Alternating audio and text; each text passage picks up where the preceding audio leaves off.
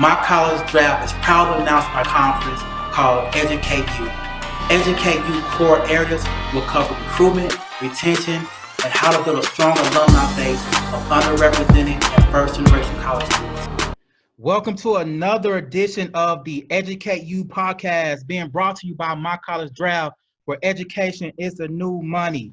I am Lamont Thompson. I will serve as your host, and every week I roll with my boys. Well, y'all can go ahead and introduce yourselves as always. Bro, nah, you introduced me this time. I'm tired of introducing Hey man, myself. I know, This and I is was going episode to. like 10 or whatever. They know who we are. Keep it rolling. Let's go. As always, Ricky messes it up, but you just heard Dr. Ricky Frierson, one of our in-house scholar, and then my homeboy. You gonna introduce yourself? I gotta do you too. You got it. You already Hey, did. one of the most creative guys that I know, Mr. Off top. David Hartman. All right. So again, you listen to the Educate You podcast, being brought to you by My College Draft, where education is new money. And today, we've been talking about amongst ourselves, but we want to share with you guys what we talk about behind the scenes and how the HBCU PWI is being impacted by the stellar athletes choosing more HBCUs today or choosing schools based on whether or not they have a black coach. So, David, I know this is burning your tongue a little bit. Bro, tell us why this is an important conversation. I thought it was an interesting conversation because I think, well, one, as we know, HBCUs have been struggling to try to get students in to maintain their campuses, but a lot of young black athletes are going to these big, Big Ten, Pac-10, whatever the case may be, PWIs. What happens if those athletes start deciding to go to HBCUs or being a little bit more conscious about where they're going to go based off of the head coach being black or the AD being black or whatever the case may be, as we've seen some moves start to happen in that direction. So just wanted to talk about that a little bit and see what you guys thought and what we felt like stuff would happen, because I feel like there's still a lot of other things that come into play, like the big television contracts and all those different types of things that a lot of HBCUs don't have access to. But how would that change the current lay of the land? So, Ricky, based on what David just said, as an athlete in college, man, how would you even approach this, and what if you were one of them athletes? What goes into like your decision-making process? Because and Dave, I know you was an athlete too, so I want to tie that in with you as well. But what goes in your thought process? I think number one, first and foremost, you think about how much does the scholarship cover? You know, sometimes are you getting a full scholarship, a partial scholarship that you have to walk on? So how much of the financial tuition is being covered by the scholarship itself? That's going to help play a part in where you're going, right? So traditionally, a lot of times you remember, if we just to kind of provide a little context, probably the golden era. I don't know if people remember. If they haven't, I really encourage anybody who's watching today or hearing today to go back and look at that PBS special, We Are Rising, which was a profile about HBCUs, and it really talked about like kind of like the golden era of HBCUs was like the 60s, 70s, and early 80s. Right, right when the civil rights era was coming about, and people were really trying to collectively come together and gather, and the colleges were thriving and they were making money. And so then what happened was a lot of these PWIs start poaching by saying, well, we can provide you more money and you get more exposure, and we can provide you with better facilities, right? Because the facilities weren't as much because a lot of HBCUs put their priority on academics, intellect, right? The whole W. Du Bois talented 10th mindset. And so as an athlete now, you know, one of the things that athletes, I think, are starting to get that I absolutely love about this conversation is the fact that you determine if you're a big blue chip, top 100, top 150 in your area or in your profession of sport, and you're a blue chip, you can direct where those audience views are going to go, because ESPN is going to follow the talent. And so that's why you see, like, when what's his name, he's the point guard for the 76ers, Simmons. Ben Simmons. It was like taboo for him to go to LSU because their basketball team wasn't that good, but he wanted to do that, and he brought viewership, right? Wherever Zion Williams was going to go, he was going to bring viewership. So I think these students are starting to realize, like, okay, you were selling me on the big TV contract, but now I realize the TVs are what I'm learning as an athlete is that the TV ratings are going to follow me wherever I go, right? So if I go to a big name, or if I go to a smaller school, especially if I go to a smaller school and bring them up to prominence. So you think about, i.e., Dwayne Wade when he was at Marquette, and he had a deep run in the NCAA tournament. When you think of, i.e., Steph Curry when he was at Davidson and he had a deep run in the tournament, right? So if you're for basketball, it's a little easier for you to bring in because there's only 5 people on the court, right? So, or 10 people on the court. Football is a little bit different because, everybody has these positional skill levels. So I think that's really interesting. I think what you will see, though, is that it will make it more well-rounded, and it will have to force PWIs to really be mindful on the instruction in the classroom piece, because they got the sports piece down. I mean, you compare any athletic facility of a PWI to any HBCU, hands down, they got it beat. I mean, when I was in University of Houston's athletic program is not the biggest, right? Compared to like UT Austin and Texas A&M.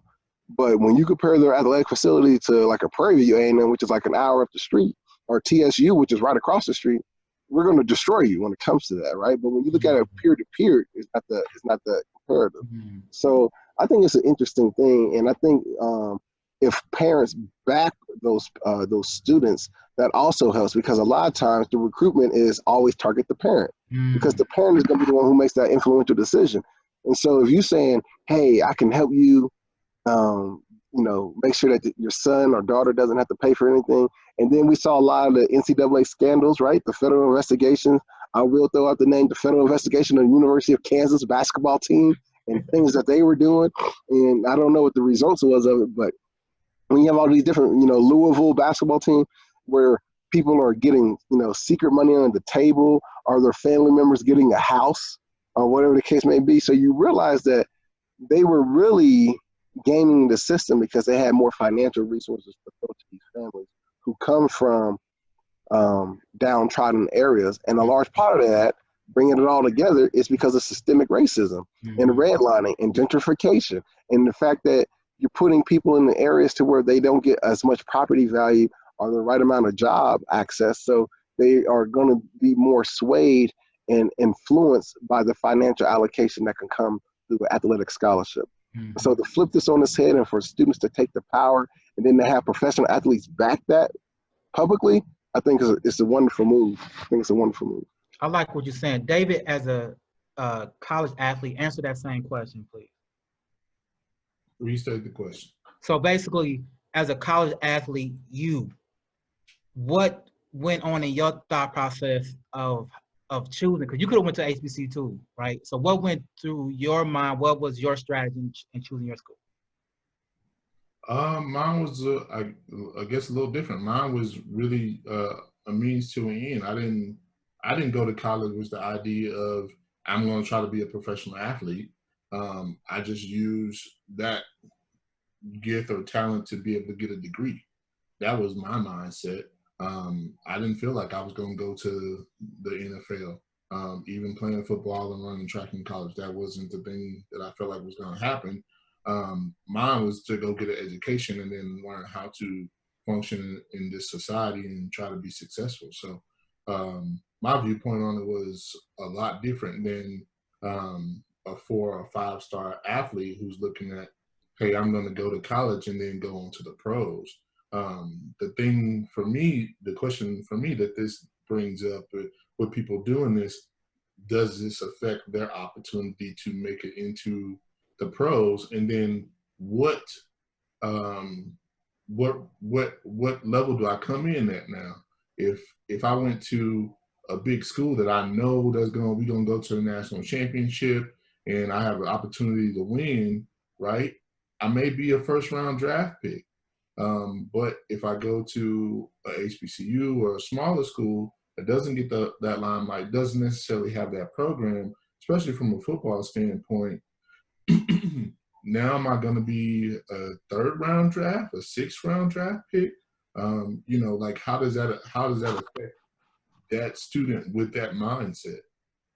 That's good. Can I answer that real quick? Yeah, go ahead. So you got, some of our greatest NFL athletes came from HBCUs. Jerry Rice, Correct. Steve McNair.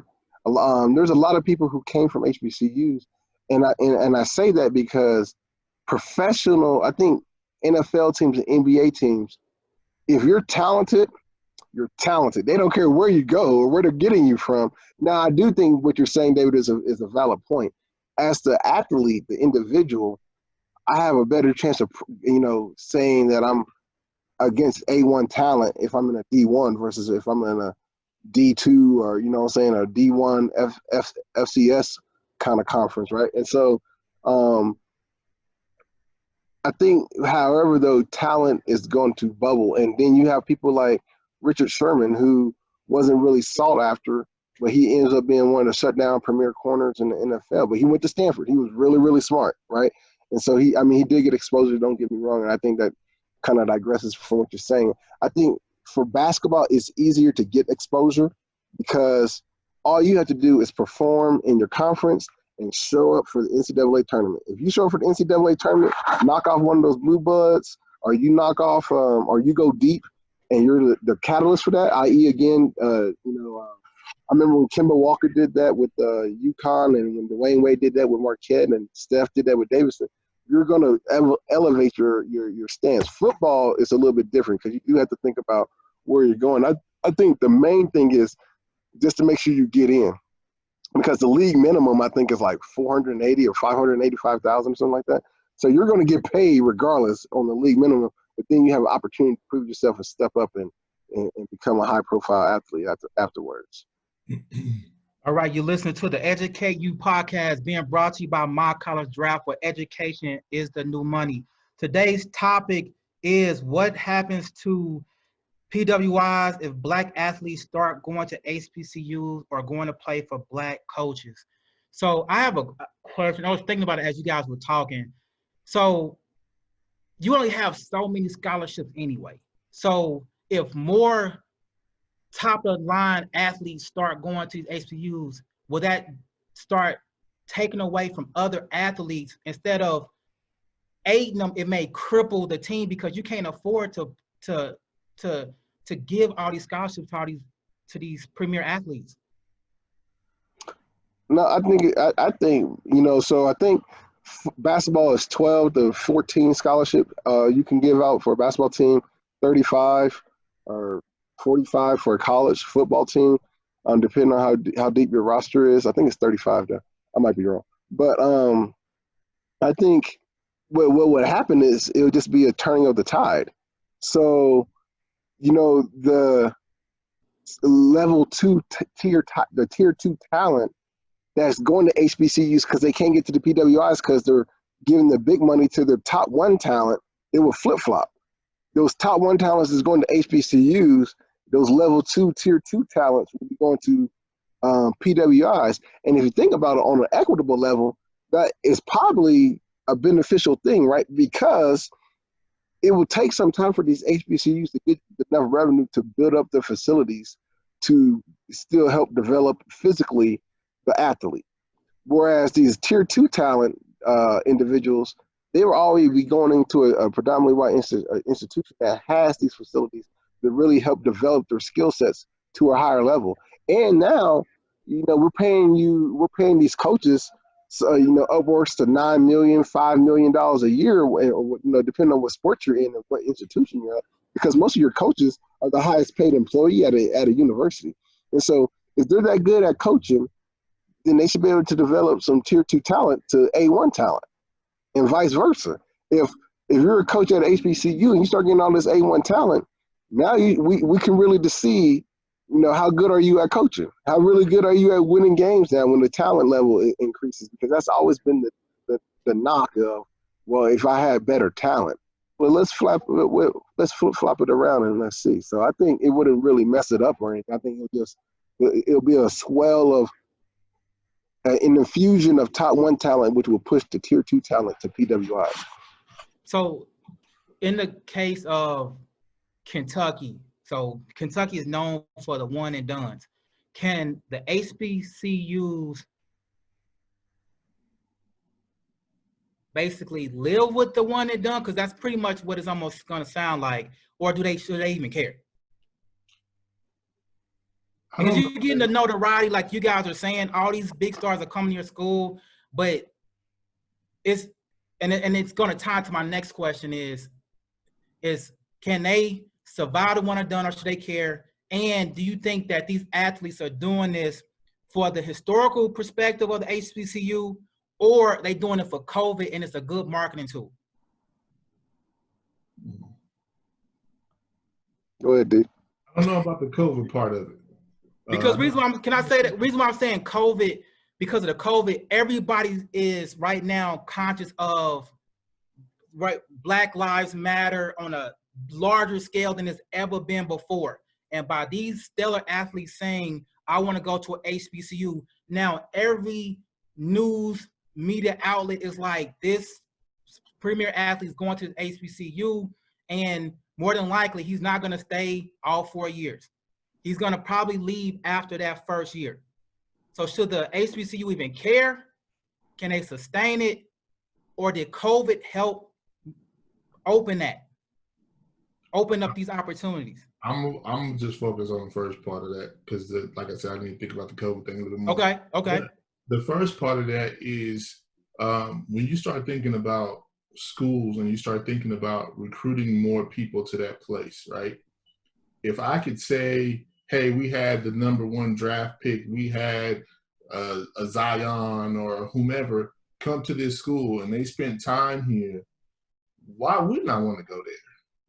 Because you're going to bring in more people. Just if you have one person that's going to be able to bring in another 150 people just off of their name and what they've done, why not highlight that, right? That's also one of the things that your big PWIs do.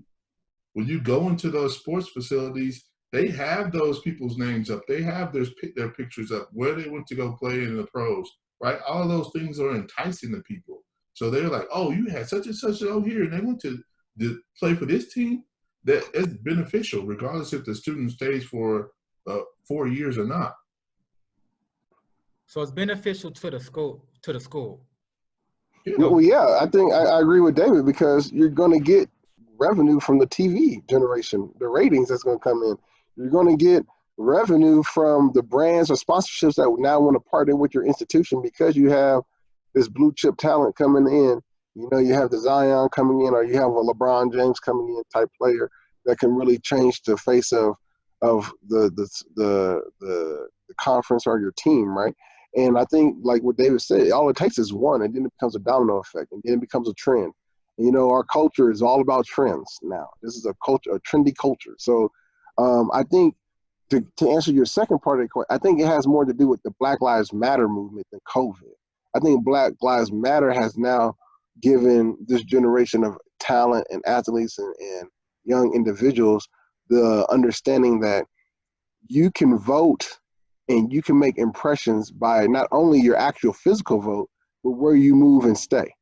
And so as an athlete, you can say, I'm against systemic racism, and I'm going to go ahead and try to support these HBCUs by attending and driving revenue to these institutions, right? So I think, you can do that. And so it would help because, like I said, there's a legacy of the talent, and the talent is going to be there. But once we start seeing a trend of like 2 or 3 people every year doing it, it's going to go big. And if you think about it, Lamont, you start the question with, why would HBCUs care about one and dones? Remember, Kentucky kind of profiled the one and done, and then all these other instances. Remember, people used to ask Duke and Kansas, would they ever do the one and done? And they're like, no, We want to develop the player and be the full. Now all the institutions are doing one of that. If they can get the talent, if you can only come in here for 1 year, fine. Because what Kentucky found out was what? We might only get you for 1 year, but then those other kids who want to hurry up and get to the NBA, a fast track, they know that, number one, you're still playing for a blue blood. Number two, we're still going to be getting some wins. And then number three, all you got to do is be committed for a year and give me everything you got for a year. And if he doesn't do well and your projection of the NBA draft isn't well, you stay for a second year. So you stay in minimum of 2 years and you're out. And so I think if HBCUs can do that as well and make that money and premium top tier money, then it's very beneficial. So I definitely think it can work out. I'm honestly, I mean, I'm all for like that choice. And the reason why I blended the COVID with the Black Lives Matter is because it's a such thing as cabin fever.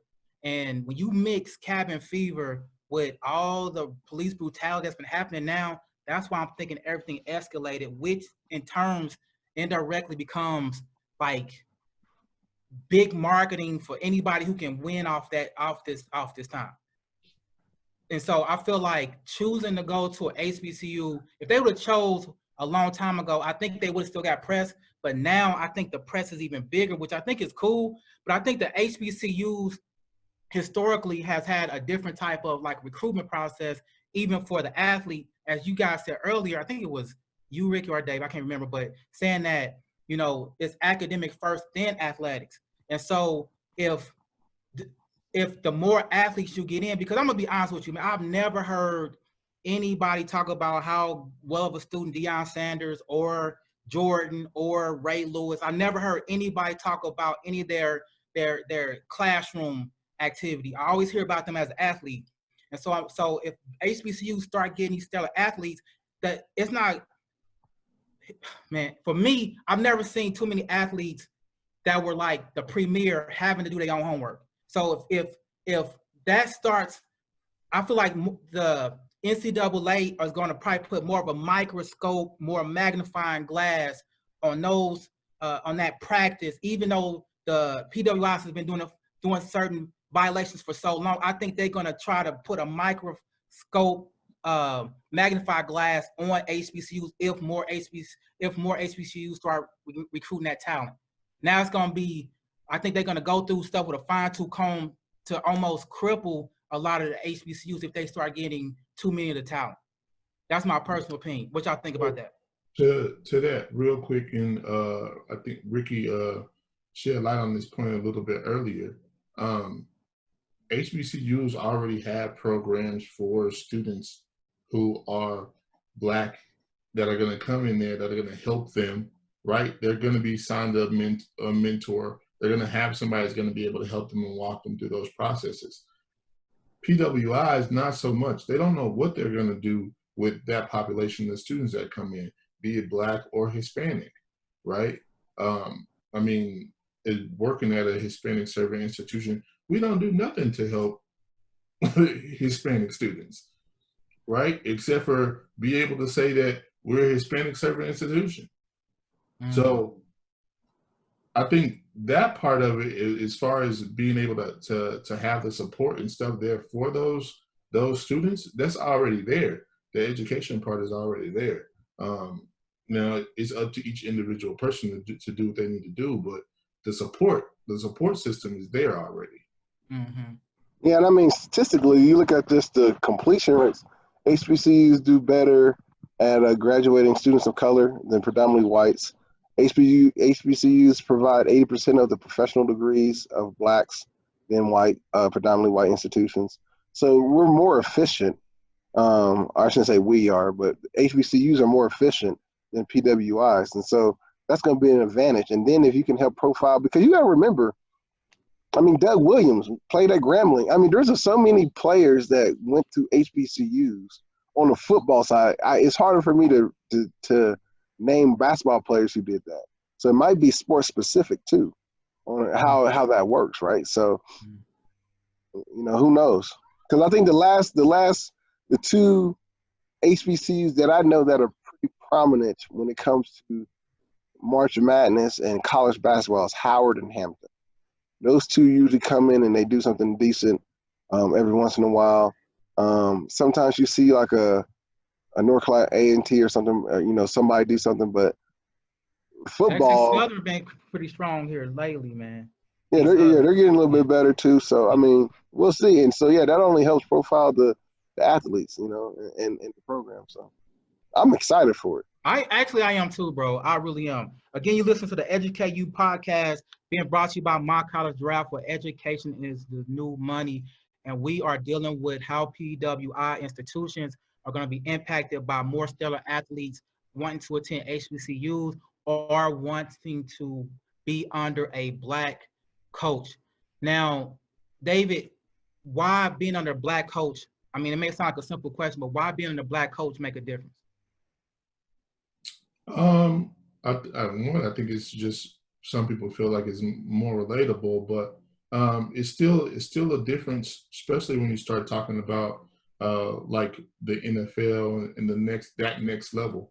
Why are there so few Black head coaches in these professional arenas and no owners at all? And a lot of especially from a football standpoint, a lot of your coaches are, hey, okay, you could be the running back coach or the receiver coach if you're Black, but we're not going to give you the athletic or the offensive coordinator or the defensive coordinator because these lead to their head coach position. So I think that's also part of it too. Is that support and making a statement, and I feel like there's a lot of different sides to it. I just thought about something. You guys tell me what you think. I think that if a lot of the HBCUs start landing these stellar athletes, PWIs are going to start poaching the college presidents. What do y'all think about that? Start what? Start poaching or start trying to offer the Black college presidents opportunities at the PWIs. Poaching. Don't think so? No, I think they might try to recruit more Black coaches because the market is showing that if you want tier talent and those top talents saying they want to be coached by a Black coach, then I'll start seeing PWIs poaching the head coach of those institutions, which helps fuel the pipeline, right? Because now if I'm the assistant coach, I got the option to either stay at the institution, possibly become the new head coach, or follow my coach, and now I'm at a PWI with more resources and so on and so forth. So, but then I don't see the correlation on if athletes are going to HBCUs that they're poached to president. Let me explain that part. So most of the students that you hear interested in, like let's say KU for example, the first thing they talk about is KU basketball before they talk about anything else. And in turns, what happens is most schools have a winning season, the recruitment goes through the roof, right? It goes through the roof. In terms, what normally happens is that the leadership then puts that on their resume. My recruitment underneath my leadership, this is what happened. But really, truthfully, it was the sports that brought in all these students, but it never comes into the strategy or the equation. So I'm saying let's say, for example, Howard start getting Vince Carter's, the new Michael Jordan, all these different people, then under that leadership, enrollment is going to go through the roof, and it's going to look like that underneath that leader, this all happened. So I'm saying if more PWIs see that happening, do you not think that they're going to start offering more opportunities to the person who they think made it happen? Not necessarily the coach, but the leadership. No. Okay. No. I'm gonna remind y'all when it happened. It happened. I don't see that happen. I don't see that correlation. No. Because this is what I hear. I hear a lot of people that's interested in being a college president, but they have a better chance of being a college president. They want to be a college president, and a lot of them want to be college presidents of a big university. But HBCUs have been getting people opportunities that really don't even have a doctorate yet. So if a PWI offer them the type of money that normally some PWIs can offer to that person, you don't think that person is not going to leave that institution and transition over? But that's a different argument because you're bringing up a totally different context to the Talk to discussion. me. Because first we're talking about athletics. Now you're saying if athletics improves, that makes the president more marketable. Normally it makes the leadership of that school stand out more. And I'm gonna use one of the schools that I used to be affiliated with. They had a winning season. That president started getting on like the division that school is in on boards. He was highly sought after. They was in a position to go up in division because of the winning program. This person don't know anything about sports, but they was being brought on these different committees. So now when you're in those different arenas, you're marketing yourself. I just talked to a guy, and he wasn't no type of leadership. He was in a role where he was doing electronic media. North Carolina basically dug and found this guy and yanked him from this university and gave him a big old title. And again, that small institution needed him. So they yanked him right before school started. Now, I'm talking about on that level what's happening. On a larger scale, I'm thinking it's going to happen. And I know you probably, I see you looking up in the sky, Ricky. But I'm saying, I really believe, this is my opinion. It's just let me ask you a question. Here's my rebuttal to you. You ready? Yes, go ahead. Who is the president of Wichita State? Normally I use ethnic groups to describe people, but I don't know that gentleman. Now, we all recall when Wichita State made their back-to-back run going to the Final Four, or making deep runs, right? Yes. Right, for basketball. You remember that, right? Greg Marshall was sought after by the Blue Bloods and the big programs to come over there and coach because he built up a program that no one knew anything about, and their recruitment. I do give you this: their recruitment skyrocketed. In fact, skyrocketed so fast that they ended up owing money because they weren't prepared for that much of a growth, right? And Greg Marshall still stays there. Who's the president of the university? Can I answer it like this? No. Based off of what you just said, we should know who that president is because he's gonna get all the accolades. One, I don't know, but two, I'm gonna tell you what he did. He said, who did? That particular president, the dude with the toupee. I don't know his name. Look, he said, I want this institution to be at 15,000, right? Because he built these new dorms. After the run. They didn't start building dorms until after the run. Hey man, I just see the press. It's after the run. But he said he wanted at 15. You answer my point. It's because they're on that wave and they can make these declarations out loud that it makes them look like geniuses. So this dude said 15,000. He went over 15,000 and was able to fill all those dorms up because Greg Marshall was his superior coach and took him to the Final Four. Now that guy looks like a genius. That's why I'm thinking if the HBCU presidents get an opportunity, a lot of them are going to leave. I don't think they'll leave. I think what they'll do is HBCUs have been financially, they're more financially efficient. I had a colleague in my doc program, Tony Templeton. She did her research on this and found out HBCUs are more efficient financially than PWIs. And so if you give them an influx of money, I think you'll see them build better dorms and give better facilities. And that's going to be what? Because I really believe if there's two things that would happen if you start having a successful athletic program at an HBCU. One, you build up the facilities, you get more TV rights and viewership, and people know who you are, and you get to advertise more and recruit more. Number two, is going to make students who are not in athletics want to come. Because if you had your chance when you was in high school, let's all be real. When you was in high school and you had your chance to go to college as an athlete, or as a non-athlete, I should say, as a Black student, non-athlete, most people think about going to HBCU. There's always that thought. I had Tuskegee in my mind. I had Hampton. I'm willing to go to Hampton. I was all for going to Hampton. It was just out of state and too expensive. But I was all for going to Hampton. I want to go to Yeah.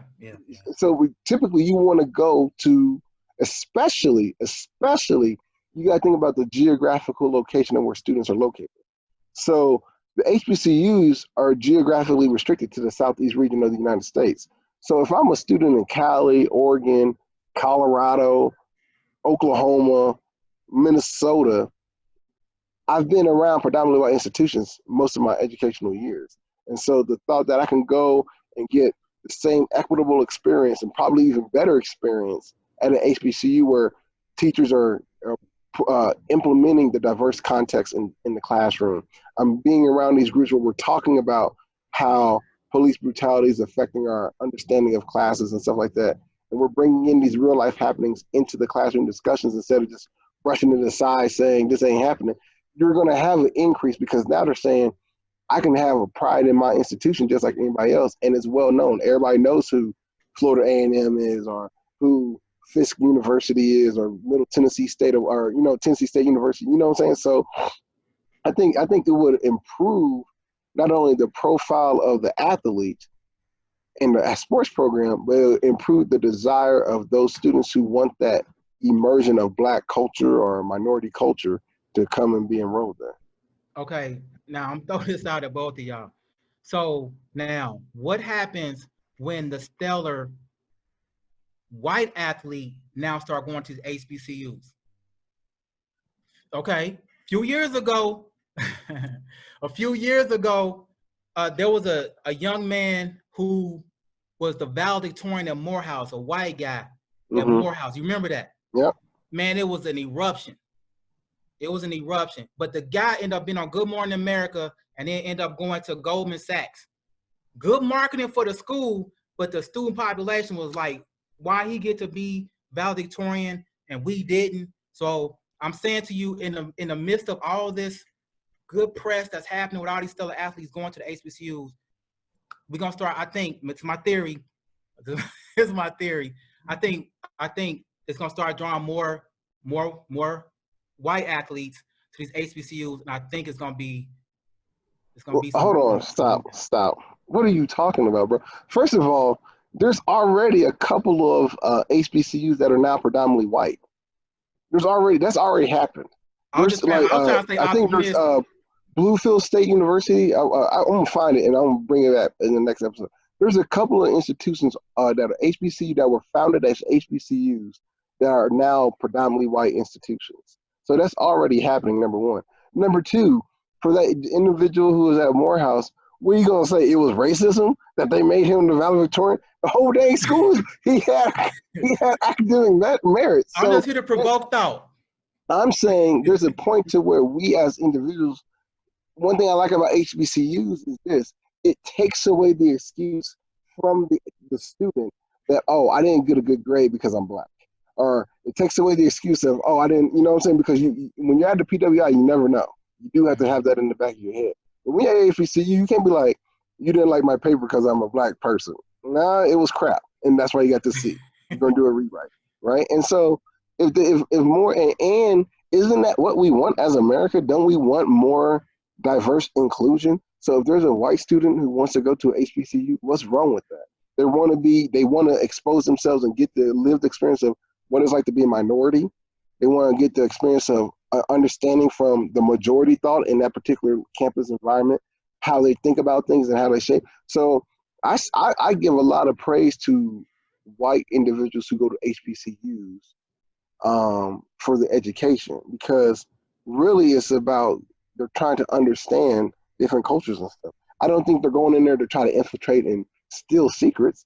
They're trying to really go. And so you want white students to go to HBCUs. You want white students to go to tribal colleges. You want white students to go to Hispanic serving institutions, stuff like that, so that there's a more diverse and comprehensive understanding of what's being taught from the classroom. Because the subject should be, you should get the same type of education from these institutions, right?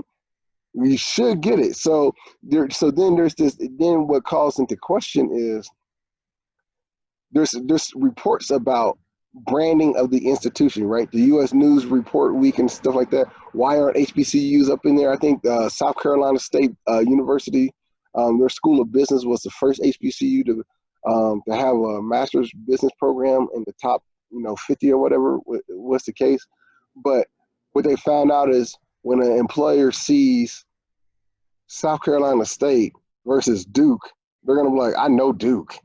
And then they're going to be like, oh, South Carolina. But if I got a PhD, I thought a PhD means I'm an expert in this regardless of what college I went to.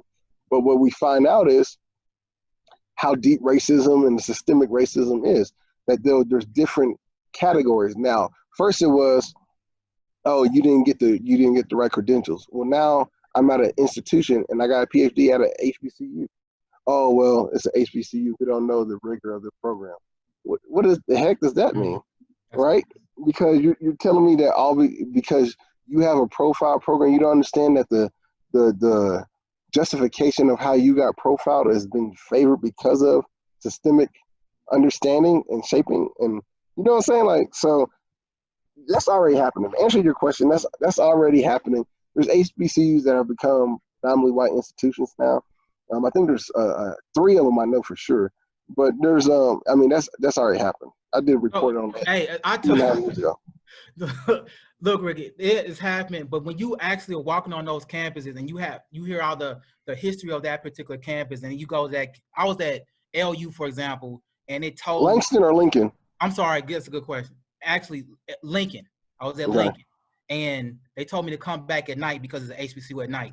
I don't have time to wait on 9 o'clock at night to see a whole bunch of people stepping around the campus.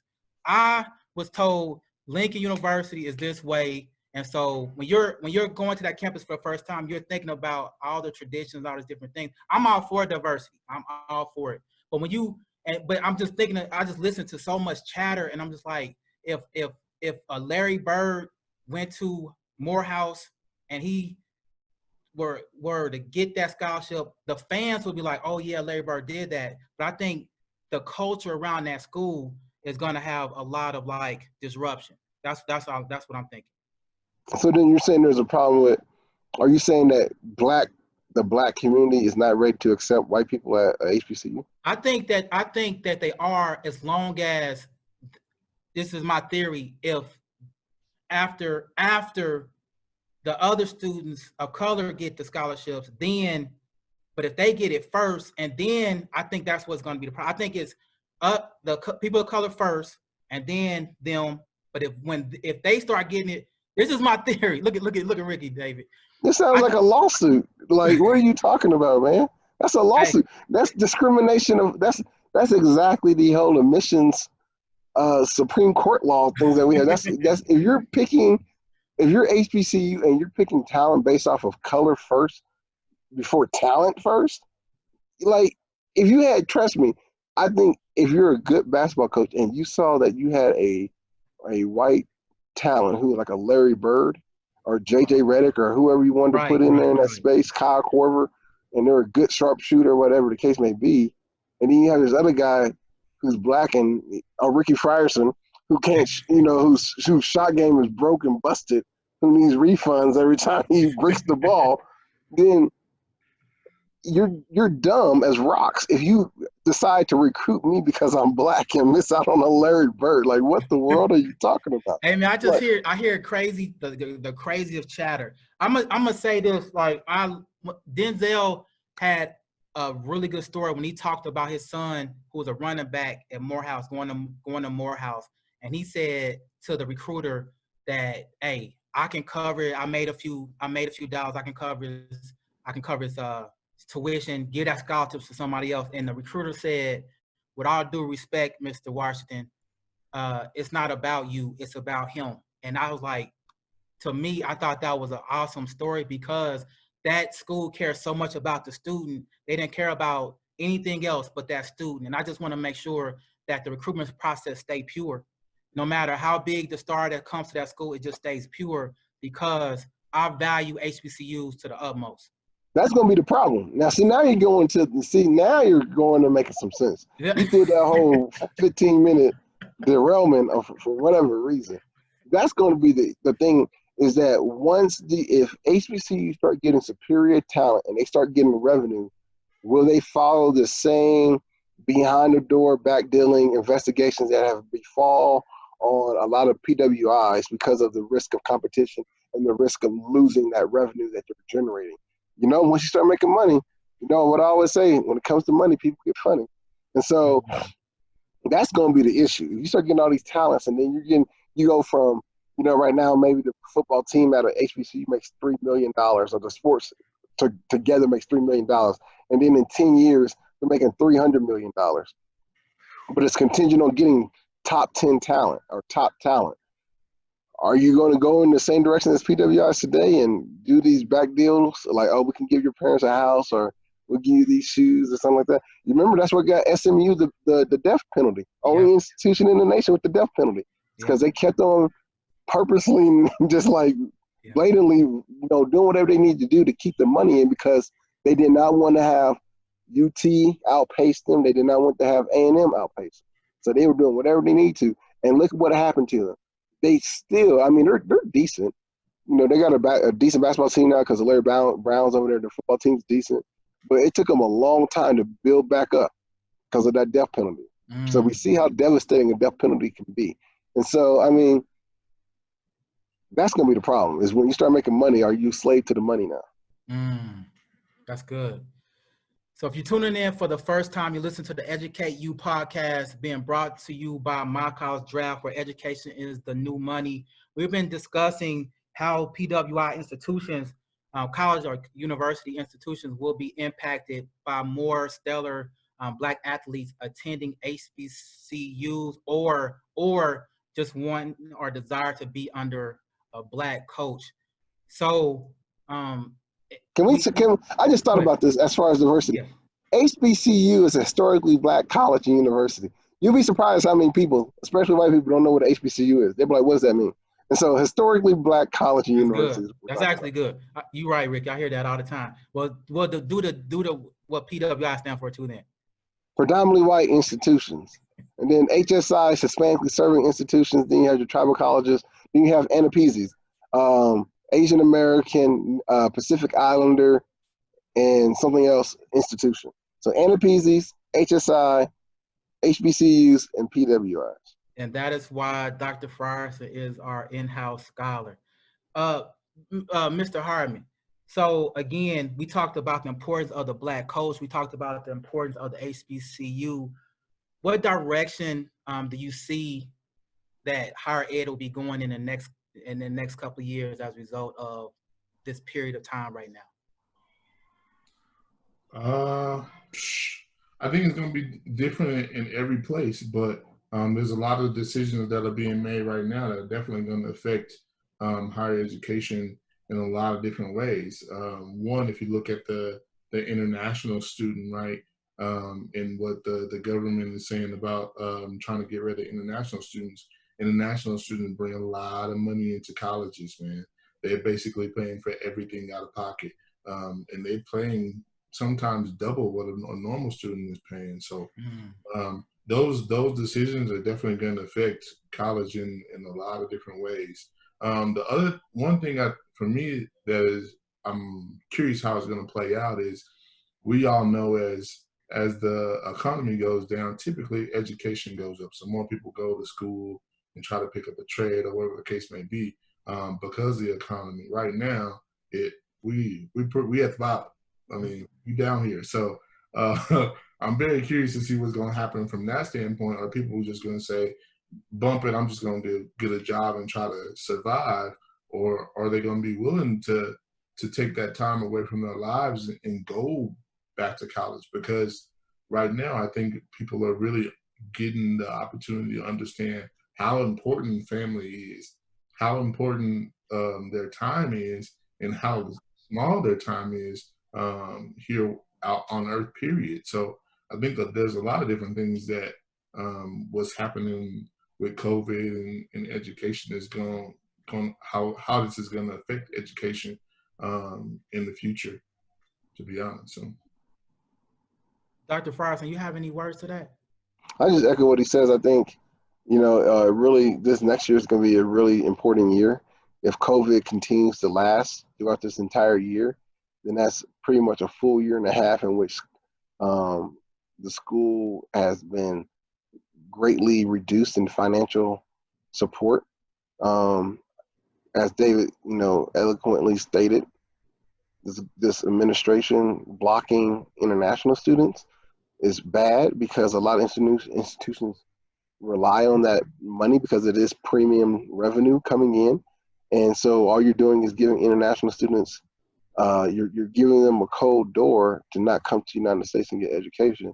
But also you're giving them now almost a year and a half to explore other opportunities in the world where there's a new pipeline. Something we lose our pipeline of this I quote this myth that we provide the best education. I think we provide the best creativity in education. But do we provide the best holistic education? I don't know. So there's that piece. I think the other thing is that now more than ever, we need to realize and recognize the appreciation for teachers. I'm telling you right now, this at home teaching with my kids, come on. I need to give these teachers that patience is, because I'm ready to just beat them down. You know what I'm saying? But then the students, as much as they, it's almost like the psyche has been reversed, because a lot of times people are like so tired of going to class and da. And now they had this semester and they're looking at a whole nother year of being online, and everybody's like, you realize the socialization, you realize the in-depth instruction and time that an instructor can give you in the classroom that won't be there necessarily through online platforms. So I think it'll be interesting to see what happens. I think it'll be interesting, but let me make sure I'm very clear on what I'm saying. I want to make it sound like I'm Stephen A. I want to make sure I'm very, very clear on this. I want to make sure I'm very, very absolutely crystal clear on this. I do not want to see, I want us to have a vaccination for COVID ASAP. Because one, people are dying. Two, it is literally threatening the current institution of education, which might be a good thing. But if we go through another round of shutdowns, I don't think education institutions are going to be able to survive another round of shutdowns. A lot of institutions were making cuts now, asking people to take pay cuts, furloughing.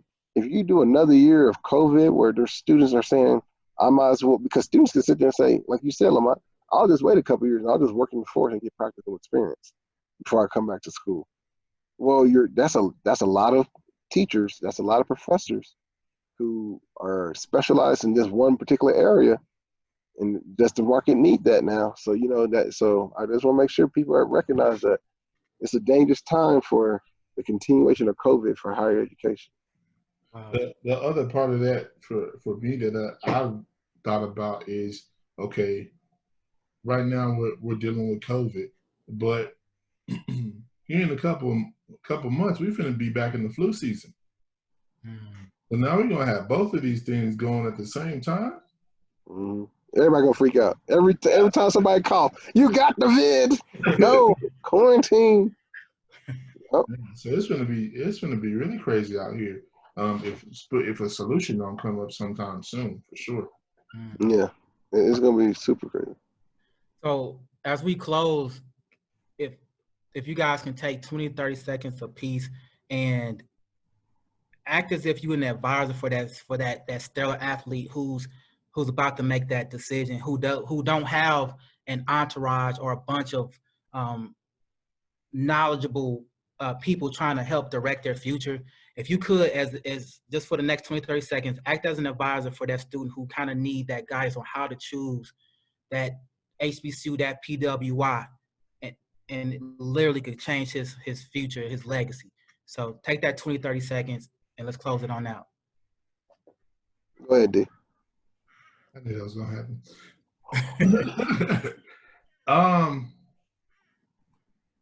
I guess for me, the biggest thing in that conversation is making sure that student weighs out all their options, and understanding what it means to have a voice and stand on something, and to how that's going to really affect them, and how does it affect their family? What are they doing this for? What is their why? Right?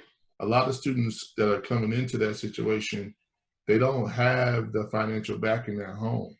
So they want to make sure that they're doing something that's been proven to move forward with. And then some people are just, hey, this is my belief and this is what I want to stand on. So really talking to them and letting them make the decision. Hey, you're making the statement with this. Now you're going to have to basically swim or drown with this, whatever statement that you make, period. Be it this or the job that you pick or whatever, but this is going to once shine a light on you and what you're doing. So. Yeah, I think. Sorry about that. I think mine's similar. I think you have to really decide what is your why, like David said. But if I'm a top talent and I know I got all the buzz around me and ESPN's following me, and you know you're making it to the next level, you might as well just do a one and done. It doesn't matter where you're going. It's one and done, right? It doesn't matter where you're going. So if you think you can help an HBCU by being there for that 1 year and possibly start a trend for someone else, then do that. If you think that you need to do some development, or if you really do believe in your heart that you need to have a knowledge set or a skill set for the workforce, then you need to look at a credible 4-year institution that's going to help you develop those skill sets. But if you're as an athlete, if you already got the evidence that, yeah, I'm pretty sure I can make it to the league in some capacity, because I'm always been one to say this, and someone asked me, what would you do if that was your son? If my son got a chance to go to the league, go to the league. You can come back and go to school anytime. The school ain't going nowhere. The league and that opportunity can go somewhere, right? And I always use this as my example for those who are watching and listening today. Look at Marcus Lattimore from South Carolina football. Projected top 5 talent, go to the NFL. He stayed his next year at South Carolina, dislocated his knee really bad, done. Now, if he would have dislocated his knee in the NFL, he got a guaranteed contract behind that joint. You see what I'm saying? So I'm always like, if you're about getting the money and doing that, do that, and then you can always do like what Vince Carter did. Go get your degree when you're in the league. You know what I'm saying? And come back and go to graduation and literally fly back for a game that night and then be like, hey, I'm in the league.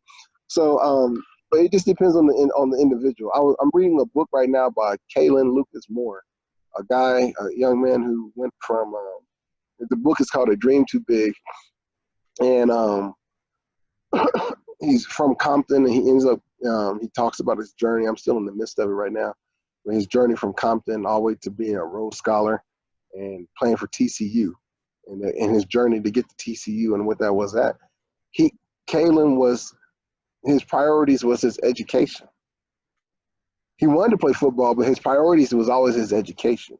And so it depends on what your priorities are. He loved football, but his priorities was education. He would care more about his academic intellect. So it depends on the individual. And once you know what's right by them, that's fine. If they're a Christian, I'm going to tell them, it don't matter where you go. If it's for you, God's going to be there no matter what. So, if you go to a small school, if it's for you and it's meant to be, God will give you favor. You'll take a small school like Davidson, be on TV, and you still be in the NBA. You didn't have to go to Duke, right? So it depends on who I'm talking to. Depends on how it will go. And there you have it. Here's another episode of Educate You podcast brought to you by My College Draft. Follow us on all of our social media, YouTube, TikTok, Instagram. What else we got, David? You got him. Okay, I got him. Man, we got Black Planet, Mi Gente. We got Netscape, Dial Up. We don't got none of that stuff. Oh, okay. I got that stuff. They want to find me underground. That's where you can find me at. So again, this is the Educate You podcast brought to you by My College Draft. And remember, education is the new money. Get some. There ain't no farther than the end. The strong survive. These hurts